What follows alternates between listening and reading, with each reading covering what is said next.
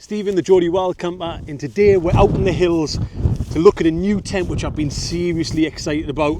This is the Nomad X-Lite from Otimos.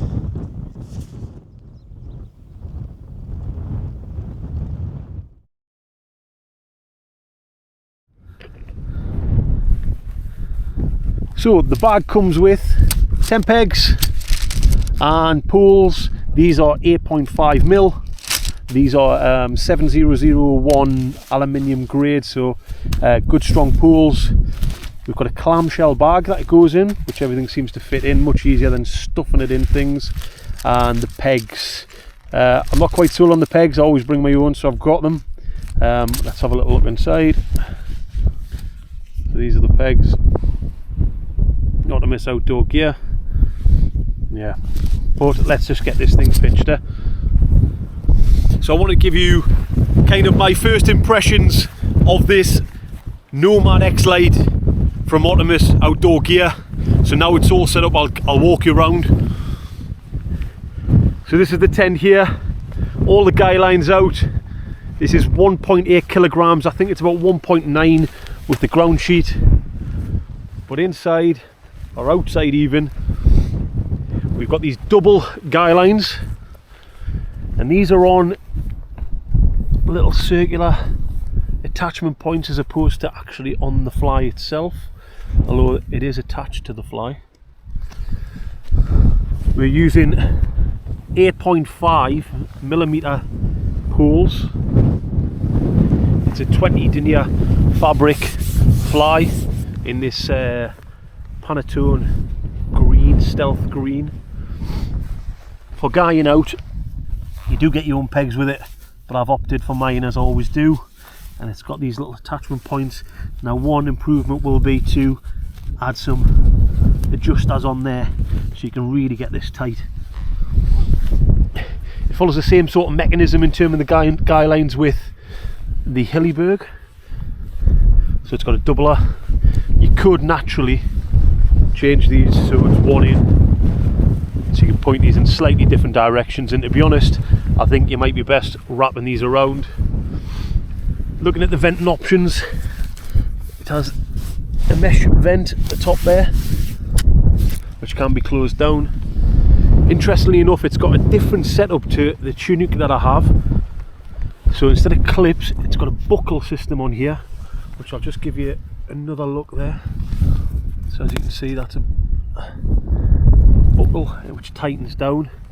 Be interested to see how these seams fare, because there is quite a bit of tension there. I might put a bit of seam sealer on there to strengthen that up. And then these bits of material that runs through, these red tags, which give it a bit more rigidity instead of the clips there. Again, another buckle, two more additional guy outs, two more here. You've got another set of two here and here. Another vent on the opposite side. Just give a little press down, you can see it's quite a solid structure. Yeah, it's going to take a bit of a battering. You've got one door on this side, so when you're pitching it, you might want to think about how you're going to pitch it, because it's only one side. And then one of the best additions I have, there's two really, this here to tie the door back. What a godsend this is. Honestly, this hasn't moved since I put it in. Now a lot of doors have a tendency to come loose, so that can happen. One of the other features is this gear bin along the bottom, which you can see I've got my bag in, and then all my other cooking essentials, so that'll keep it off the ground. So really, do you need a ground chute? Possibly not. You could take that off and just take this, or vice versa. Then inside you've got this Hillyberg Solo-esque inner, I would say, just the shape of it. I've got a Neoloft in there, which is a really big pad, but plenty of room for storing gear down there. You can see I've got a tripod, I've got drone and electronics. The pad does push down to this area here, but that's fine. You know, I have got a bit of space at the top which I could change out. You've got a gear hook at the top, and again more mesh and more mesh on that side, along with 2 triangular pockets, which I'm not overly keen on, if I'm completely honest. I'd like them to be squared off to make them a bit more useful. From a door standpoint, I'll show you what this looks like. So this is partial mesh, and then a solid fabric to block those winds. And then this is a one-way zipper. Now, one improvement would be 2-way zippers there for venting, and also if you're cooking inside the vestibule, I think that has to be a must. So if they come up with a version 2, that would be my first suggestion. Get that changed for a dual zipper, so you can zip that up and then vent appropriately. Very, very sturdy structure. My first impressions are really solid. This is coming in at £295. It's a UK based company.